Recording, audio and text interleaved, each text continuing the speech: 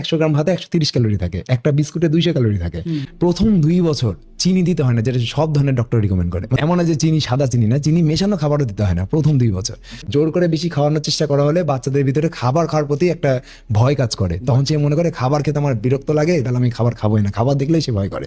তো আমরা যেটা অ্যালাউ করি যে সে সামান্য পরিমাণে 2-3 বার খাচ্ছে, 2-3 বার খেলো, জাস্ট খাওয়ার পর খেতে চাচ্ছে না, রেখে দিয়ে আধা ঘন্টা পর আবার খাওয়াই, একটু সময় দিয়ে কিন্তু দিই। বাবা মা জোর করে একদম শুয়ায়ে উল্টা করে তাকে চামচ ঢুকিয়ে এটাতে সে ভয় পাবে, সে খেতে চাইবে না। সে যখন খেতে চায় না তখন দেখি যে তাকে তো একটা চিপস দিলে সে পেট ভরে খাচ্ছে, আইসক্রিম দিলে তো পেট ভরে খাচ্ছে, তখন আমরা কি করি অন্য খাবার বাদ দিয়ে ওই সব দেওয়ার চেষ্টা করি। তখন বাচ্চাদের ব্রেন আরো হাইপার হয়ে যায়। এই জন্য আমরা বাচ্চাদেরকে এটা মানা করি যে না, ফাস্ট ফুড দিয়ে না, ডোপামিন খুব দ্রুত রিলিজ হয়, অর্থাৎ বিনা পরিশ্রমে সে অনেকগুলো ক্যালোরি একসাথে পেলো। ক্যালোরি কিন্তু স্লোলি যায় বডিতে। যেমন 100 গ্রাম ভাতে 130 ক্যালোরি থাকে, একটা বিস্কুটে 200 ক্যালোরি থাকে।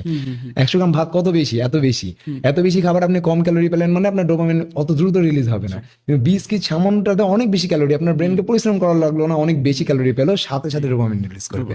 আমি একটু বললাম যে ডোপামিন অনেক সেন্সিটিভ একটা বিষয়। ডোপামিন বড় মানুষরাই কন্ট্রোলে রাখতে পারে না। বাচ্চাদের ব্রেনে যদি ডোপামিন প্রচুর পরিমাণে তৈরি হয়, তাহলে তো বাচ্চা একদমই ওই ADHD-তে ভুগবেই, সে হ্যাপি থাকবেই না, সে সারাদিন কাঁদবে, সারাদিন আপনাকে ডিস্টার্ব করবে, সারাদিন এমন অ্যাক্টিভিটি করবে যেন সে পাগল হয়ে গেছে। এটাই হচ্ছে রিজন। প্রথম 2 বছর চিনি দিতে হয় না, যেটা সব ধরনের ডক্টর রিকমেন্ড করে। এমন না যে চিনি সাদা চিনি না, চিনি মেশানো খাবারও দিতে হয় না প্রথম 2 বছর। প্রথম 1 বছর তো 7-8 মাস তো জাস্ট দুধের উপরেই থাকে। তারপরে তাকে হালকা পাতলা সলিড খাবারও খাওয়ানো শুরু করা হয়। সেগুলো সব শুরু করতে হবে হলো আমরা যে হেলদি খাবারগুলো খাই, not process, chips, chocolate, biscuit, এগুলো না। মানে ভাত, রুটি এগুলো খাওয়ান আপনি, গাজর খাওয়াতে পারেন, কলাও খাওয়াতে পারেন, এগুলো আমরা খাওয়াই সব। তো হ্যাঁ, রুটি আবার হজম করতে পারবো না, শক্ত জিনিস, একটু নরম জিনিস হতে হবে হজম করার অ্যাবিলিটির উপরে।